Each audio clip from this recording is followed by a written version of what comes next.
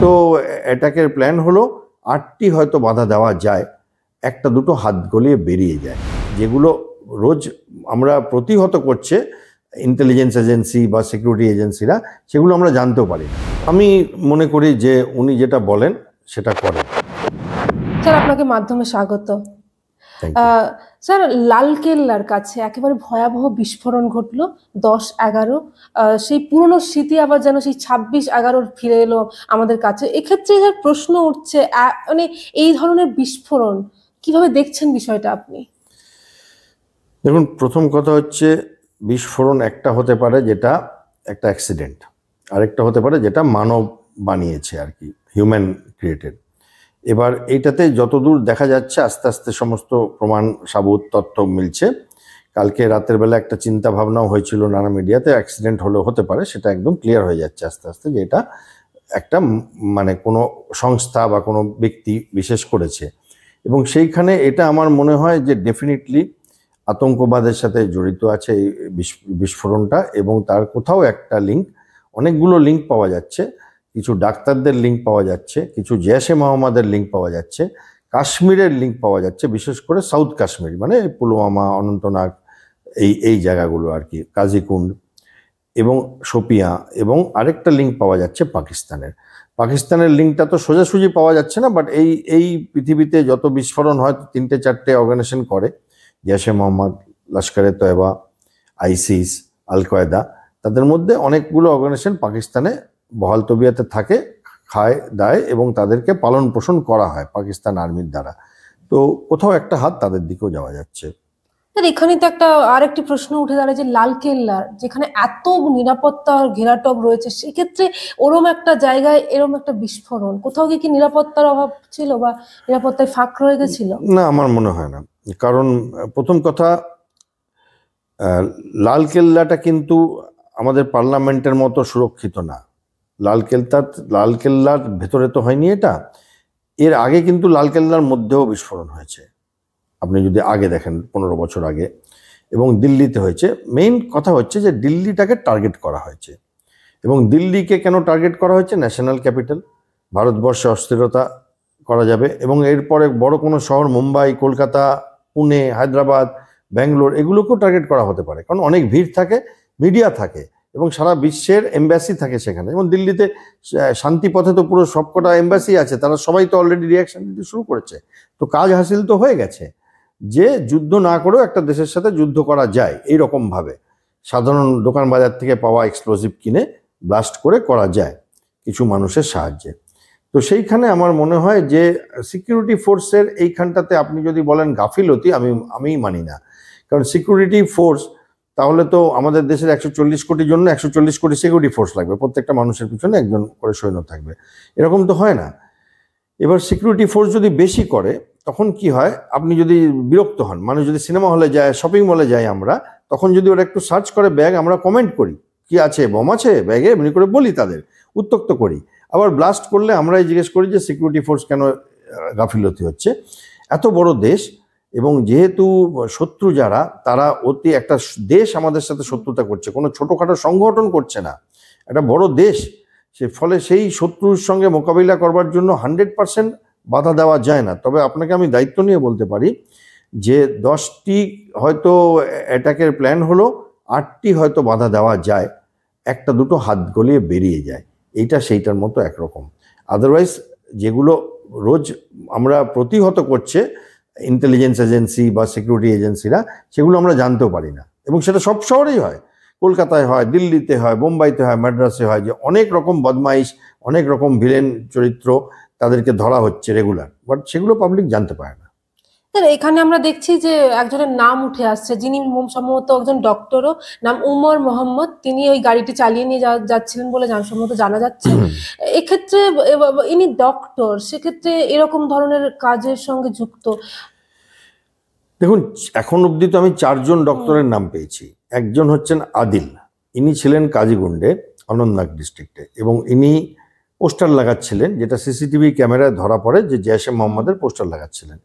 এনাকে যখন জিজ্ঞাসাবাদ করা হয় তখন এনার লকার থেকে একটি AK-47 পাওয়া যায়, এবং এনার জিজ্ঞাসাবাদের সূত্র ধরে জম্মু কাশ্মীর পুলিশ চলে যায় আমাদের দিল্লির কাছে কি নাম নাম জায়গাটার, হ্যাঁ, ফরিদাবাদ, এবং ফরিদাবাদের আল ফালা ইউনিভার্সিটিতে ডক্টর মুজাম্বিল, তাকে ধরা হয় এবং তার কাছ থেকে পাওয়া যায় কত কিলো এই এক্সপ্লোসিভ তার ভাড়া বাড়ি থেকে।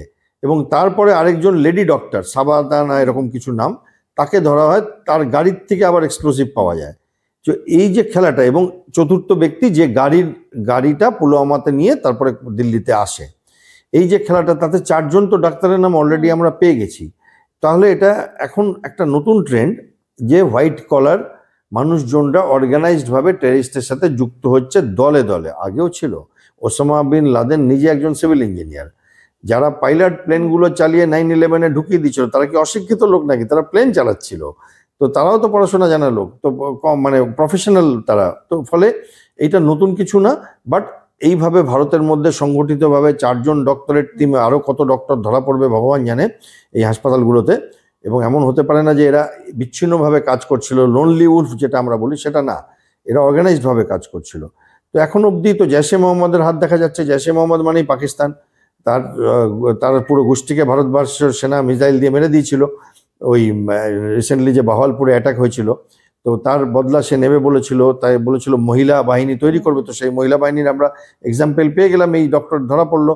এবং আস্তে আস্তে আস্তে আস্তে পুরো ব্যাপারটা আরও খোলসা হবে, তখন আরও অনেক কিছু জানতে পারবো। বাট এটা সত্যি যে আগে যেমন টেররিস্ট মানে আমরা ভাবতাম একটা ভিলেন গোছের লোক, এখন দেখছি সমাজের সর্বোচ্চ স্তরের লোকেরা টেররিজমের মধ্যে যুক্ত হয়ে গেছে। আমরা শুনে থাকি যে জঙ্গি যারা যায় তারা খুব অভাব হয়, তাদের খাওয়া দাওয়ার মানে একেবারে গরিব, এবং হতে পারে অশিক্ষার অভাব তারা, কিন্তু এক্ষেত্রে আমরা দেখতে পাচ্ছি একদম শিক্ষিত সমাজ। এখানে কি কোথাও জঙ্গি এইসব ব্যাপারটা এখন মানসিকতার উপর নির্ভর করছে, যে মানসিকতা জঙ্গির দিকে যাচ্ছে, যে অভাব বা শিক্ষা নয়? না, এটা কি হয় আমরা বলি ইনডক্ট্রিনেশন, মানে ভালো করে যদি মগজ ধোলাই করা যায় তাহলে ইকোনমিক কন্ডিশন, পড়াশোনা জানার কন্ডিশন বা সামাজিক কন্ডিশনটা ম্যাটার করে না। আমরা দেখি ভালো ভালো বাড়ির থেকে মানুষ বেরিয়ে আসে, এবং এটা কিন্তু চিরকাল, আজকের না। এবং সারা পৃথিবীতে আমরা এটার রকম ফের দেখেছি। কেন আমাদের মানে আপনাদের তখনও জন্মও হয়নি, বাট আমাদের ছোটোবেলায় আমরা পশ্চিমবঙ্গে দেখেছিলাম নক্সালিজম। সেখানে বড় বড় ঘরের প্রেসিডেন্সি কলেজের ছেলেরা রাস্তায় বেরিয়ে এসেছিল, বড় বড় সিনেমা তারকারা জুটে গিয়েছিল। এরকম সবসময় হয়। এবং এই ইনডক্ট্রিনেশন মগজ ধোলাই যখন হয়, যে কারণেই হোক, তখন একটা মানুষের চিন্তার স্রোত এমন দিকে যায় যে সে আর ফেরার রাস্তা রাখে না। এক্ষেত্রে যে প্রত্যেকেই ভারতীয়, মানে এদেশের নাগরিক হয়ে সেই দেশের ক্ষতি করা, মানে কতটা ভয়ঙ্কর? দেখুন, ভারতীয় বলতে আমাদের 140 কোটি পপুলেশন মধ্যে যদি কয়েক হাজার মানুষ এরকম হয়, সেটা আশ্চর্যের না। কারণ এটা সব দেশেই হয়, যে বেইমানি করে যারা দেশের সাথে, কেউ পয়সার বিনিময় করে, কেউ তার মগজ ধোলাইয়ের জন্য করে, কেউ ধর্মান্ধতায় করে। এবং এই ট্রেন্ডগুলো চিরকালই চলে আসছে। এতে আমি শক না, বাট আমার মনে হয় দেশের অভ্যন্তরীণ সিকিউরিটিকে আরও শক্তিশালী করবার প্রয়োজন আছে, এবং তার জন্য গভর্নমেন্টের যদি স্টেপ নিতে হয়, যত রকম স্টেপ নিতে হোক, কঠোর থেকে কঠোর নেওয়া উচিত। দেখুন, প্রথম কথা এইটা বলবার আগে বলে দিই, আমার রেজিমেন্ট হচ্ছে জম্মু কাশ্মীর লাইট ইনফ্যান্ট্রি। আমি যত কাশ্মীরের মানুষ তারাই আমার জওয়ান, তাদের সাথে আমি জীবনটা কাটিয়েছি। এবং হিন্দু মুসলিম নির্বিশেষে তারা আমার সাথে চাকরি করেছে, এবং পাকিস্তানকে নাস্তানাবুদ করে দিয়েছে, পাকিস্তান থেকে পাঠানো টেররিস্টকে নাস্তানাবুদ করেছে।